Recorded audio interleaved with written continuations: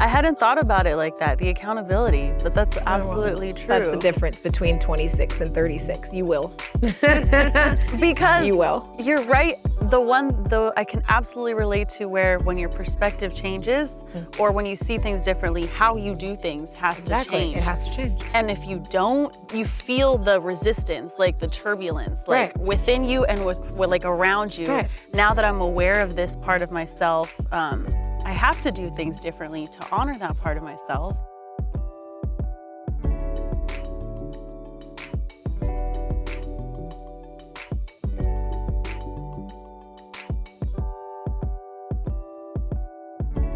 Hello friends, welcome to the Solely Human podcast. My name is Jasmine Naomi, your host. Here on Solely Human, we talk about our shared human experiences, and then we learn and grow and maintain an open mind and an open heart while acknowledging that we are also soul. So our soul is what connects us to ourselves, to each other, and to the universe around us. So today I am super excited. I have my friend Ashley here with me. So to introduce you, Ashley, I wanted to ask you, without telling me or us what it is you do, who are you?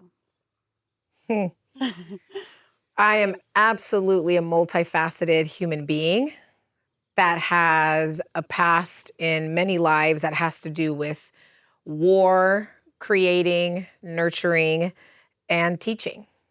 Okay, I love that. And how did you come to that? To know you in that way?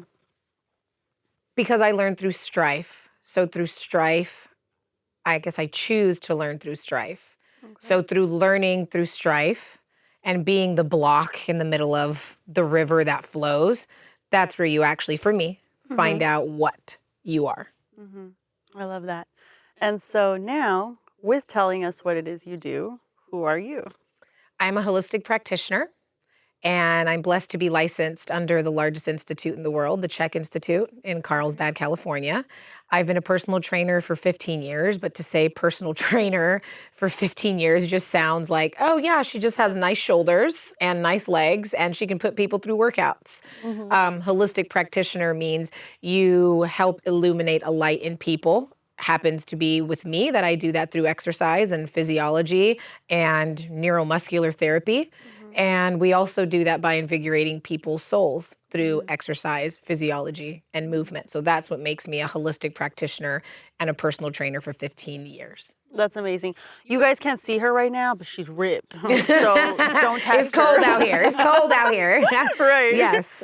Okay, so I'm so excited that you're here. Anytime I talk to you, I always learn something about myself. So do I. Every time I talk to you, I learn something else about myself. And I'm so thankful for that. You know, I think that there's like few people in my life that can give me that and that I can connect with in that way. So we're lucky. Really, we are. We are lucky. And we wish this for everybody else. Yes, absolutely. So holistic health, what does that encompass? Holistic health, and this is starting to be a very fad term, but it's something that has guided my life entirely. I'm Cuban American. I'm first generation. So my parents are Cuban refugees during the worst time that you can imagine from transitioning from Cuba to America. And some of us learned about this in high school, and that's what raised me. So processed food, American diet, otherwise known as the SAD diet, standard American diet.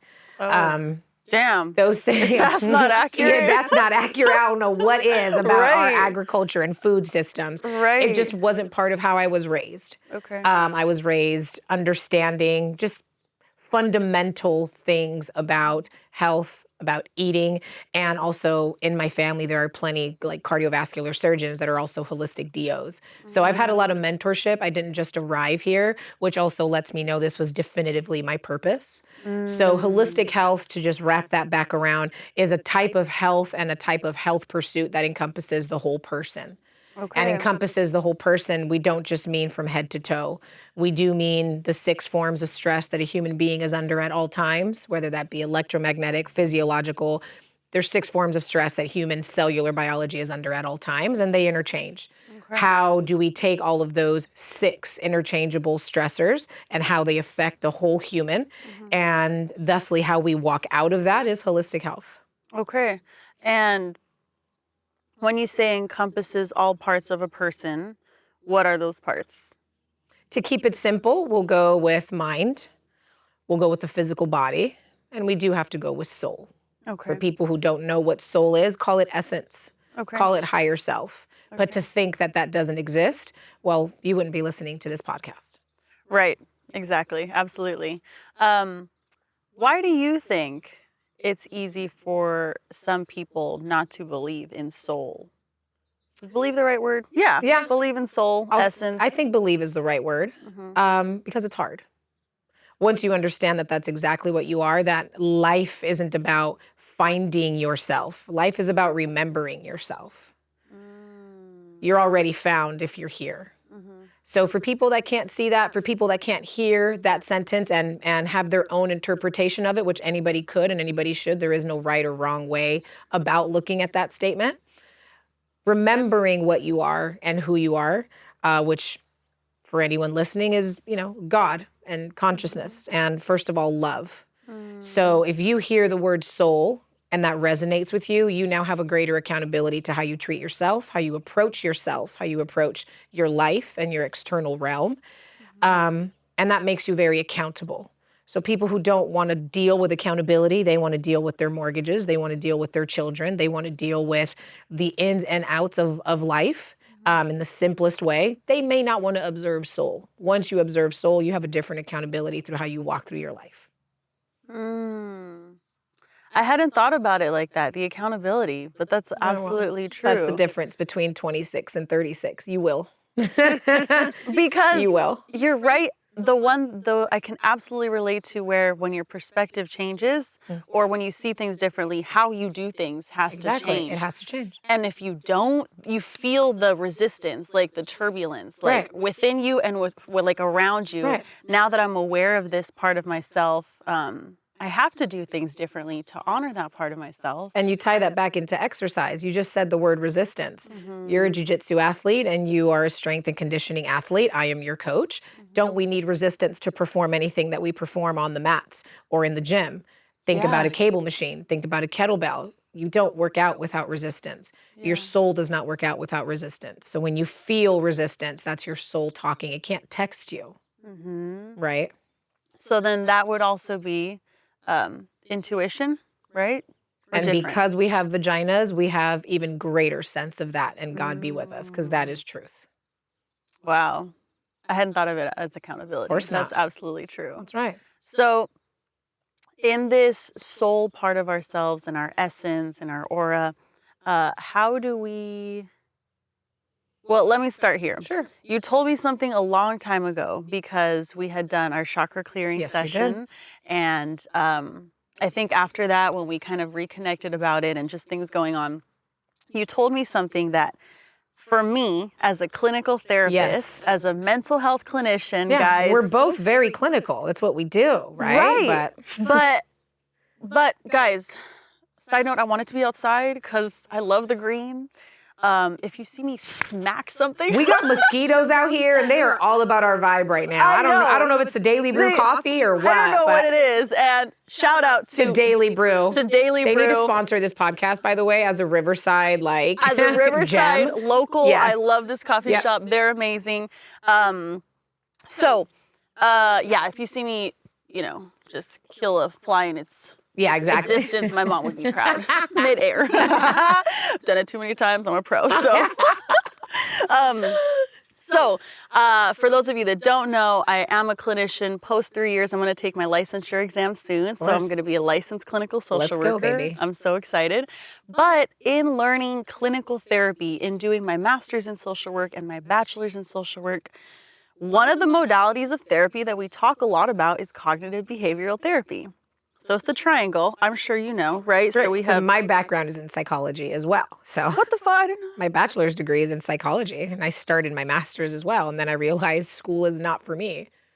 Yes, in behavior. I didn't know that your bachelor's... Sports psychology, to be specific, health and human performance. And I minored in human sexuality. That makes so much sense. Doesn't it? I love it. You already know that. You've been already knowing. Yeah. So we have our thoughts, feelings, and our actions. So we are taught to work with clients, which then kind of transfers into working with ourselves, right? Because we're all just reflecting each other. Exactly. So it's kind of like you have your thoughts, right? And then you track back to your feelings, and then you track back to the actions. So it's kind of like thought. A lot is placed on thought. Which is lies. So we had a conversation, and you said something along the lines of, instead of filtering through my mind, filter through my heart. And I was like, said no one ever. Said to no me. one ever. It's And like I one of was those like, memes, nobody. And then on the bottom it says, feel through your heart. The reason for that is, if we could be clinicians for a moment, Yes. and you actually measure the electromagnetic resonance of what the heart gives out, and you can literally measure these things with tools such as internal data field analyzers. These are real measurable tools to measure subtle frequencies and subtle vibrations. There is actually nothing greater in the human body that gives off a subtle electromagnetic resonance than the human heart. Mind is very universal. You can connect to that from any standpoint. To have an emotion, it requires one thought and one feeling. To have a feeling, you are required to have one thought. However, thoughts can just be generated because of human consciousness. We can tap into universal mind and thought at any time, and you can drive yourself crazy, or you can drive yourself into a ditch. Right, absolutely. So if you use your heart center, messages are just a little bit clearer, and that's not just for women. I tell that to the sacred gentlemen that I work with as well. And you said messages from the heart are clearer, and immediately my brain was like, Because they don't bring anxiety. They are calming, they are clear. When you feel anxiety through your thoughts, you're filtering your experience through a mind-centered point. and so I used to think like, no, my heart messages are hard for me to interpret. Come to find out, the heart message and the feeling, it's immediate and it's clear, and then it's my brain. When my brain has things to say, and justifications or rationalizations or disagreements, then that's when the spiral Well, and let's talk about starts. the woman's mind, right? Like, yes, the woman's brain may be a little structurally smaller than the male's. We're not that much physiologically smaller, internally structured. Okay. Women have 30% more fine. We have references for these at the bottom, or whatever, where Yes. this is at. We'll link at the bottom Absolutely. information. So women have 30% more fibers connecting their left and right hemispheres of their brain. So we're not just meant to be tenders of the home and with 3 children and doing this and doing that. Like, our mind is capable of taking us outside of the multitasking of the way that culture has us multitasking now. Women have 30% more fibers connecting their right and left hemispheres of the brain. That's Our crazy. CPU is ridiculously fast. So women really need to learn to harness what they feel over what they think. So that 30% more More fibers. between our left and right hemisphere of Correct. our brain. That 30% extra, what does that mean for us? That in means we relation are to- born, engineered, genetically inclined, whatever, to do more. But look at how women tend to do more. They do more into breast cancer. They do more into hair thinning. They do more into losing their periods. They do so much they abandon themselves. So to be able to do more mentally, to be able to take more mental tasks, doesn't mean abandon yourself. That's a superpower. 30 more fibers connecting your brain is a superpower. And the wider that's understood, the healthier women, and certainly men, but the healthier women can be. Yeah. Wow. I did not know that. Most people don't. I love when you say that. It always makes me feel better. Most people don't. I am just one of the humans meant to know it, I guess. That is so cool. Okay, so what would you tell someone that's like, I am trying to listen to my heart more, and I can't help but just listen to my brain, and I'm feeling anxious or depressed or angry or confused, or I don't know what to do? What do you tell someone that's trying to strengthen their connection to heart and higher self? I would tell them first, is it really true? They'll be like, what do you mean? Okay, well, what did you just think right now? Is it really true? Is it really true? Is it really true that I can't make it to the gym? Is it really true that, whatever fucking story you tell yourself, as we all do, or whatever anybody could put in your head, or whatever an abusive partner can put in your head, is it really true? That sentence in itself right there speaks to your cells, right? So when you speak to your cells, they listen. They're your most faithful commandments. They are your most faithful servants. All you have to do is command them. So when you ask yourself, is it really true? You put yourself in a situation to ask your heart, I've done this with you. Is it really true that this? Okay, I see how you're perceiving this. All I get is my head. Is it really true that all you're getting is your thoughts? Or are you just choosing to only listen to your thoughts? And it's a fucking hard question. That's a hard question. Yeah, and none of us it can is. just answer that on a whim, not even someone as experienced with these things as myself. But just that statement alone, is it really true, not only ties you into the whole premise of holistic health, but it ties you into, I don't know what to do, but I'm trying to invigorate this relationship with my heart center. So if someone says, I don't know, I feel that this is true, so then what do you push them to do in that moment? I push them to feel. Okay. What do you feel over what do you think? And I will literally have people put their heart on their center of their solar plexus. And I'd be like, what do you feel? Typically, these are human beings, including myself, that are simply too scared to answer the question. Yeah, I've been there. Right? There have been so many right? times you ask me a question and I'm like, What do you know what to say feel, right right? now. Because what you feel will be clear. That's unequivocally true. What you feel is clear. Yeah. The moment you go into what you think and you start processing, well, that's where multiple answers come in to answer one question. And that's where you know you're into mind. And that right there, that is my job. I gave no answer. I really gave no pathway. I gave no right or wrong. There's also no judgment behind that. All I've simply done is created a resource through question for someone to use the tool of talking to themselves.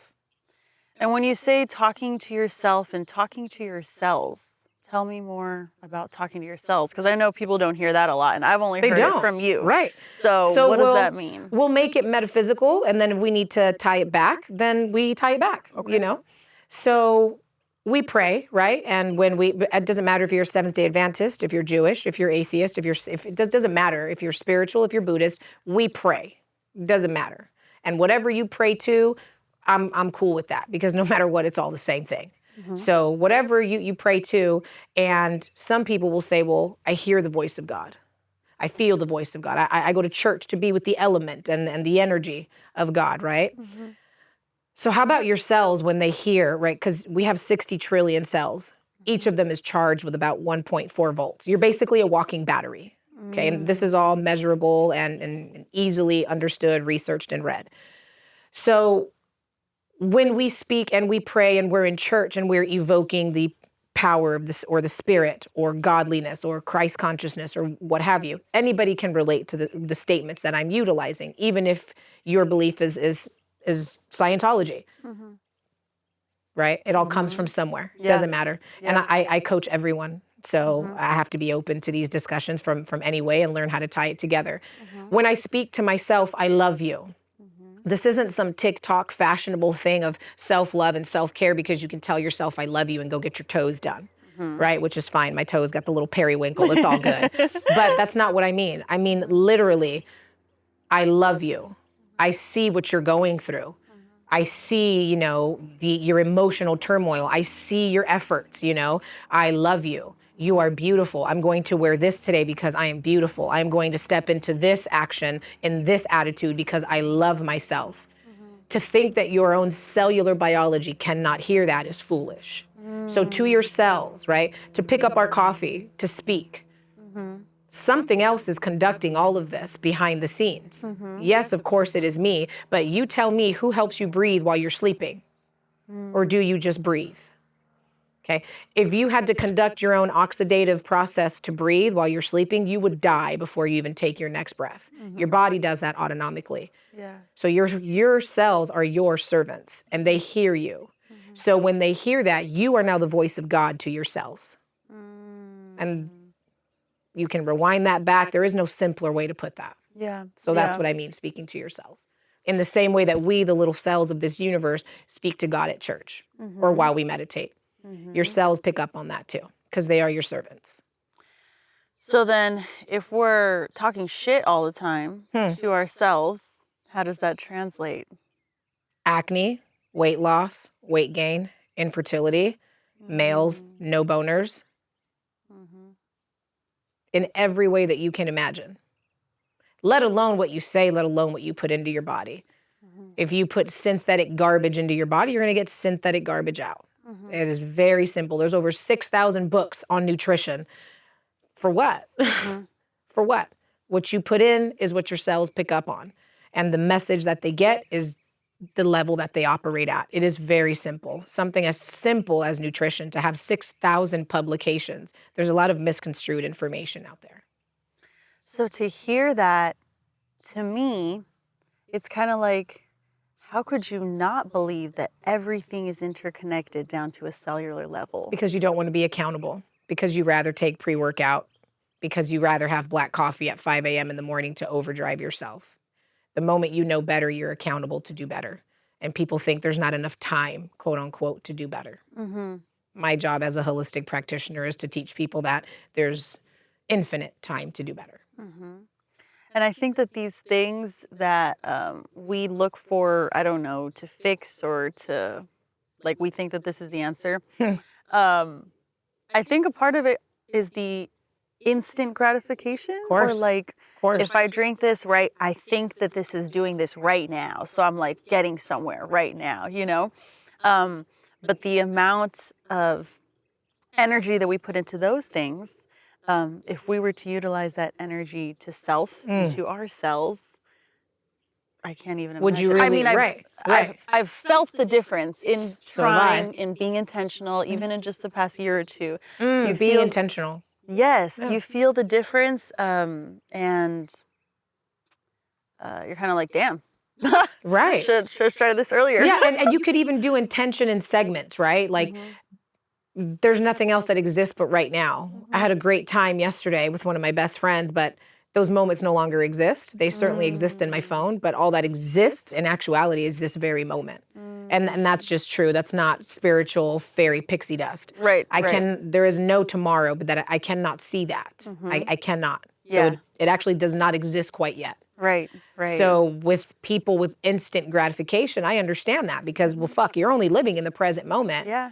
But again, if you could text your adrenal glands, if you could text your feet, if you could text your migraines, and you could tell them if they could text you and they could tell you what's going on, you know, maybe you would make better choices, but that's not what happens. Your Right. body gives you messages through things like the pain teacher. I have this migraine. Okay, well, how's your hydration? Well, I haven't hydrated because I had to take all 3 of the kids and I had to do this and I got to the gym and well, we're not working out until you can put down 16 ounces of water. And yes, you will pay me for your session today because that's my job responsibility to you. Does that make sense? And there's that accountability. Yeah, and that's that segment intention. Yeah. Okay, I get it. You have to live this certain kind of life, but intention per segment of your day when you are being present is enough intention when you don't really have enough practice to be intentional, and that's okay. Yeah. You mentioned your solar plexus. Please walk us through what that is. We've had conversations about our chakras, but please give us the breakdown. Love to. So chakras, or to make people comfortable, are energy centers. The word chakra in Sanskrit means wheel. Like karma. People think, oh, well, you gonna do this and I'm gonna do that. Karma in Sanskrit means action. And well, for any of us that have taken physics or biology or whatever, well, we know to every action there is a reaction. So that's why people have this perception of karma's a bitch and she's this. Well, karma is action. And that all simply means to every action, there is a reaction. For me to create the action to be here, there will be a reaction at the end of this podcast. To me, that sounds like normal existence, you know? Yeah. So it's really nothing to be afraid of. It's nothing to demonize or to condemn. Chakras are energy centers. These things are also electromagnetically measurable with internal data field analyzers. It sounds crazy. It sounds like equipment from NASA and shit. Yeah. These are measurable outputs in the human body. And they do co-align with glands, they co-align with organs, and they co-align with your muscles. So the solar plexus, I mentioned, I'm an Aries, so I'm very solar plexus inclined, but that has to do with confidence, the light within you.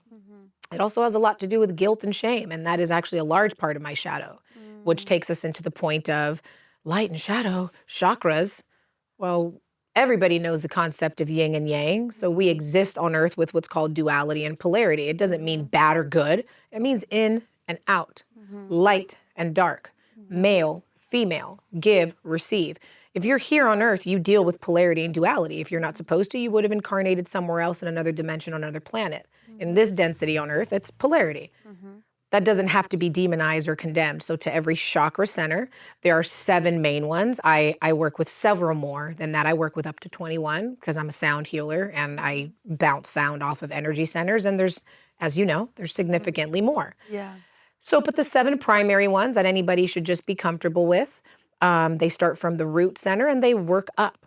So I don't need to get into each meaning of each one if you don't need us to, but just know that these are energy centers that run through the central channel of your being.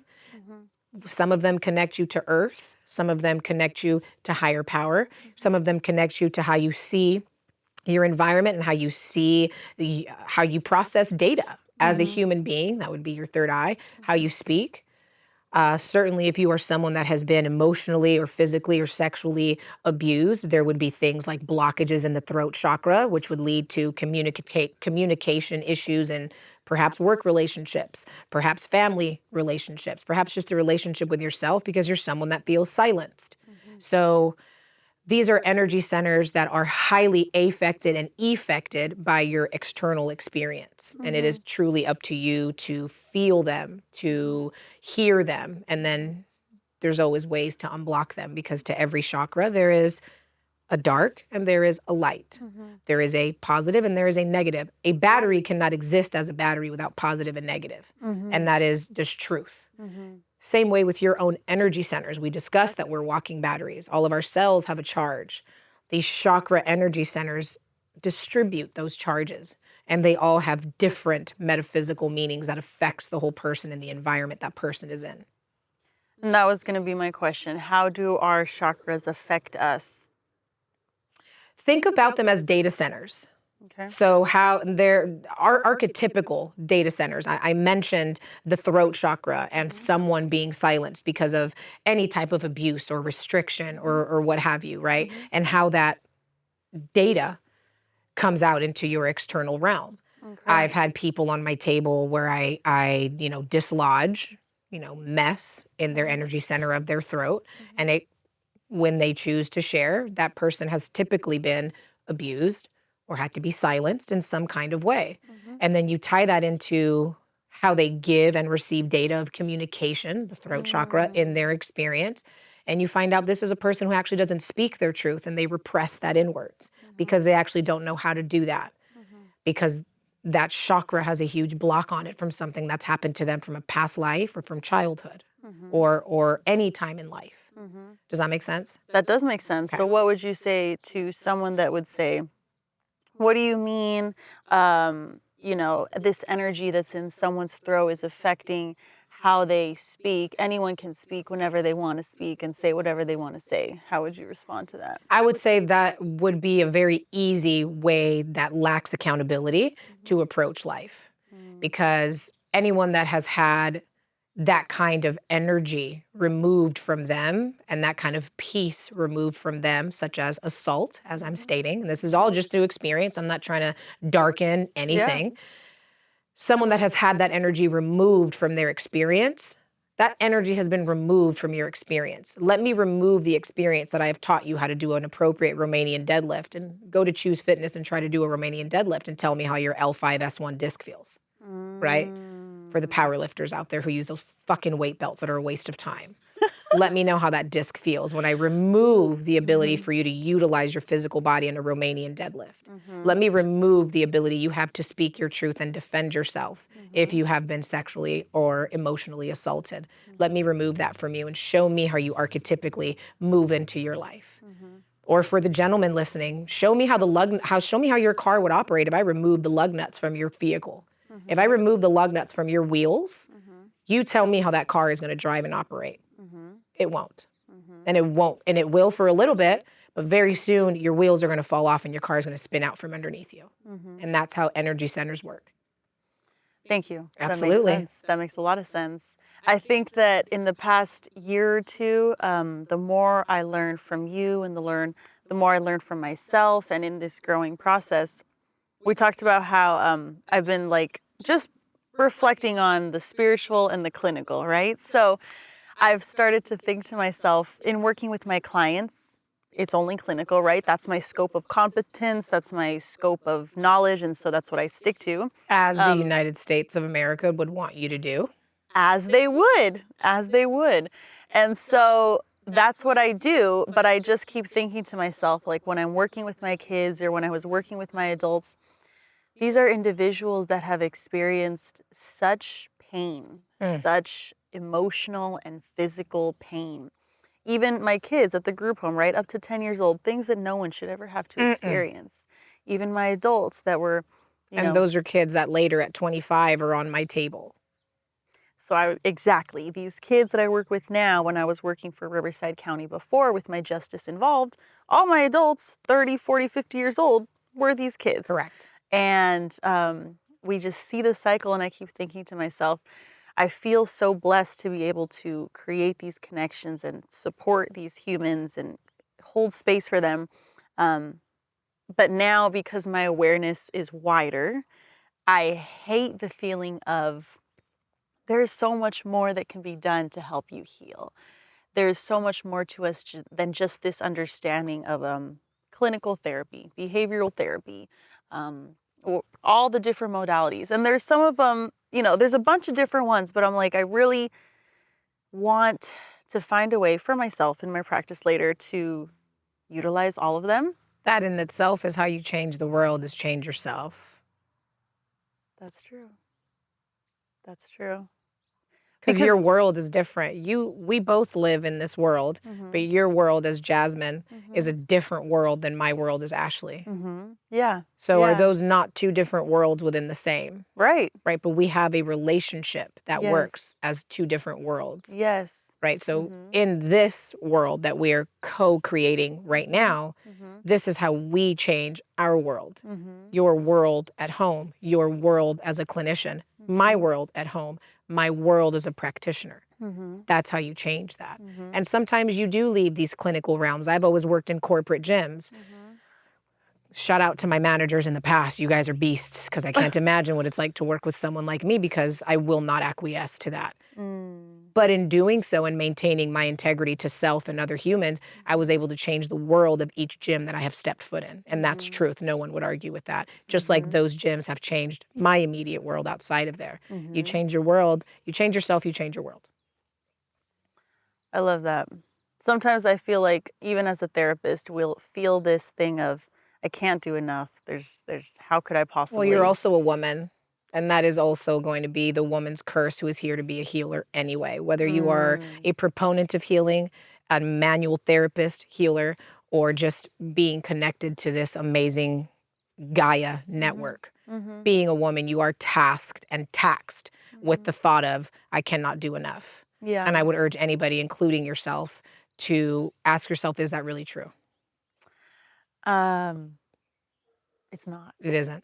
Because as long as I am changing my world, I can change the worlds around me. And that's just have truth. an impact. Yeah. Anyone that would argue with that would have to come with a very serious argument. Right. Yeah. I'm going to figure it out. But in clinical therapy, and I'm sure you know this, we have the biopsychosocial spiritual Yes, assessment. ma'am, we do. Right. Yes, ma'am, we do. We're trying to look at a person's biological existence, their medical history, their psychological history, the assessments they've had, the treatment they've had, social, the communities they're in, the relationships they have, and spiritual, what they identify as a higher power, if any, or how they see their purpose. Yeah. And so it's not enough. It's not enough. It's not enough because no one teaches you how to integrate it. It's kind of like with my kinesiological background or my orthopedic background until I found the Institute. Even just in medical, right? Why I've chosen the route to not go the route of medical with as many women and men that I have helped with hormonal dysfunction, with the way that I have helped physical bodies. I choose not to be a physical therapist. Shout out to all of these people. There's nothing wrong with designing a life for yourself in those ways. But they're not for me because the understanding of the lack of integration is where I have trouble with. For example, if you are, no offense to anyone, and I'm just short-winding this, how many times could one of my patients, and I do mean one of my neuromuscular patients, could go to a physical therapist or go to an MD or go to a primary physician because they have plantar fasciitis or they have hormonal disruption or they can't get pregnant? How many different entities do you have to go to still get an answer that you don't even consider an answer? Because you have all these branches to whom to visit and to whom to get answers from, but there is no integration into making that one operative form for the person. Does that make sense? Yeah, it does.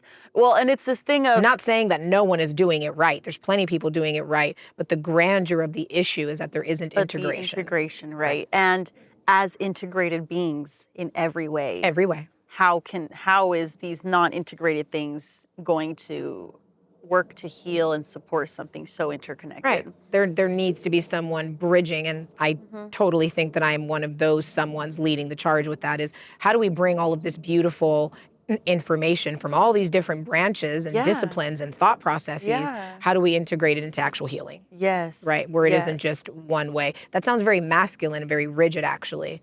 And unfortunately, in the world we live in, we are taxed with trying to compete with men and trying to be men and trying to do things as men do things by doing and doing and doing. Ladies and gentlemen, understand femininity and being feminine. Well, feminine doesn't mean woman. It's an energy. That is receiving energy. And there's plenty creation in doing and being feminine. But the more you become rigid with overdoing, you're actually diminishing your feminine capabilities, just as an energy. And then that balance, there's no balance, right? No, and balance doesn't mean 50-50. You know, with archetype energies of feminine and masculine, I've always been trained to understand that that's 70-30. I can go super hard in well, think about your hormones. If you have 50-50 estrogen to testosterone, you're fucked. True. Right? 50-50 does not mean balance. Balance is balance based off of the system we're talking about. So I go hard in my 30 masculine. I see 50 people a week. I run a holistic personal training business. I integrate people's lives. And I coach anything from 13 to 68. And I coach my parents. You know, I coach parents of my athletes. So there's always a different hat to put on. Yeah. That's where I go hard in my 30 of my masculine, of my Aries, of my fire. The other 70% I spent in restoring myself for my actionable part of my life. And that goes for men and women. Yeah. Period. That's amazing. I think that, that's the goal. My hope is to find a way to, because I see value in the clinical. So do I. But I do not see value in it without integration. Exactly. Same. Without the rest of it. Right. It's a crucial key, but it's like just one piece, you know? And they don't teach you the rest. They don't teach you the rest of them. And they didn't teach me. I went through a lot of school before I found the Institute. I went through a lot of school. I damn near made it through a graduate program before my soul told me, we getting lost here. We getting real lost here. We're getting lost in these titles. We're getting lost in this work. You're actually not connected at all to what you're doing. So I saved my soul and I pulled myself out of academia. That doesn't mean anybody else needs to do that. But if you are being pulled to do that, God bless you. I wish you do. Right. Listening to the feelings instead of, like you said, and I repeat this to myself every now, filtering through the heart instead of filtering through the mind. Everybody should do that. Everybody should do that. Men and women should do that. Just because we're women having courage to have this conversation doesn't mean we don't need to revere the process and the toughness that culture puts on men. And I advocate for men because I was raised by the best men. And that's where my healthy masculine is, because I was raised by a healthy, sacred masculine. And two of them served this country during a very pointless war. So with that being said, I advocate for the male type as well. And how they need to experience the feminine and how they need to experience kindness for themselves as well.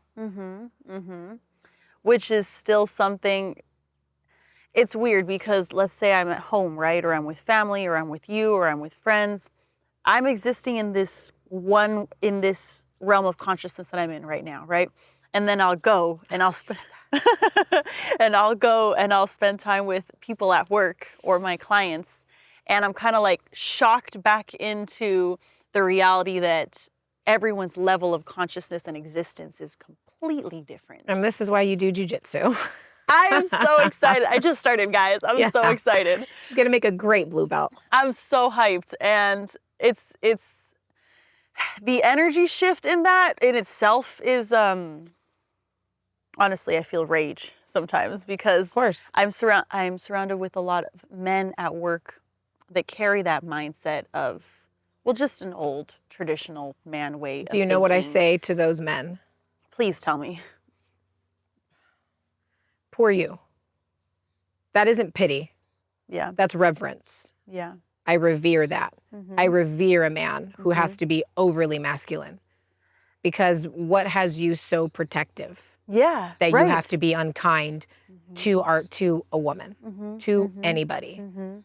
Yep. And to have that kind of accountability and that kind of know-how to approach something like that. What about an over-masculine woman? Right? So wherever we see a trail of over-masculine, well, I'm not going to go with cultural fucking terms, with toxic masculinity. Right. I could show you toxic. I could show you toxic right now. And that ain't got nothing to do with being a toxic masculinity or toxic male. I would ask that for anybody that is overdriving their masculinity, because what, my darling soul, are you protecting so harshly? Yeah. And you are worth exploring that. Yes. It doesn't matter what your wife is doing staying at home. It doesn't matter if you are a police officer in SWAT, and I coach those men, and at their service, it is my pleasure. And I feel for them. And it wouldn't be possible for me to do that if I didn't face the emotional scarring I did in a past relationship. I have the same thought when I work with them. It's that I don't know what you have inside, but it must be overall consuming for it to have such a hold on how you Behave. respond to the people around you. Yeah, it's a very ephemeral, very short way of living. It doesn't give you enough permission to live. It looks exhausting. And I can say that because I've held on to things like that with that fierce level, and it's exhausting. And you're like, and you break out, and I get skinny, and your hair thins, and you don't eat.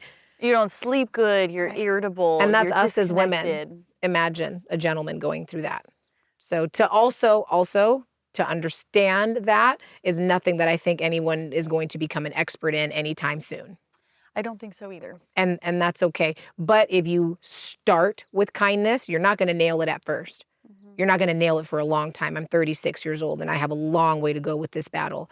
But if you look at it from kindness, whether it is your husband, whether it is your boyfriend, whether it is your brother, whether it is your coworker, ultimately you're showing yourself kindness and grace, because you will approach that person differently. Yes. And thusly you change your world. Exactly. Period. And I work in a very over-masculated environment. I'm built for it. But without that, and without being raised, like I mentioned, with the men that I've been raised with, then I couldn't approach the toxic masculinity, if you will, with the level of kindness that I have. Right. Yeah, it is really hard. I was actually talking with a friend about a staff that I was having difficulty with, and she told me something that was a great reminder that I didn't want to hear. And she just said that,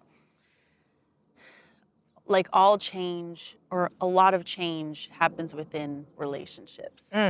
So I was like, I don't want to be their friend, okay? And she was like, I know it would be difficult and you don't need to be friends, but that, like you're saying, to approach that with kindness and to understand. Kindness doesn't mean we got to go for coffee. No, kindness not don't at even all. mean I got to talk to you. Right. But I have to understand that every human interaction I have is a direct reflection with myself. Exactly. And that is the hardest thing to do, period. Exactly. And I think that that's something that a lot of people are still learning, understanding that how we respond to things is a reflection of self. Absolutely. I think that's a constant ongoing thing for a lot of people. It gets easier. Yes, with practice, right? Doesn't everything. That's one thing. Like, skill is a mother of repetition, right? Like, you can't have skill without repetition, but provided that there is quality in the repetition, right? So we always hear practice makes perfect. No, it doesn't. Practicing perfect makes perfect.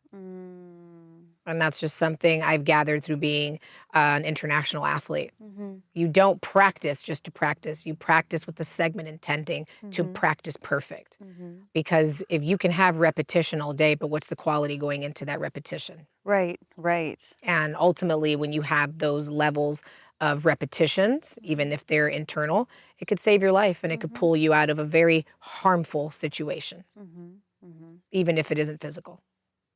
Yeah. So when you are working with, well, not even when you're working with, in general, for yourself and for others, what does listening to your soul, how does listening and feeling your soul look like, and how does that impact our life? I feel like we've talked about it a bunch in detail. Absolutely. In little different ways. Repeat the question, my love, I'm sorry. How does listening and feeling your soul, what can that look like? And how can that impact your life, your well-being overall? Well, when you talk to your soul, you're talking to God, because we're incarnates of that spirit, no matter what your spiritual anything connection is to it, whatever. When you show yourself that level of kindness and respect, that's probably one of the most godly things you can do. Period.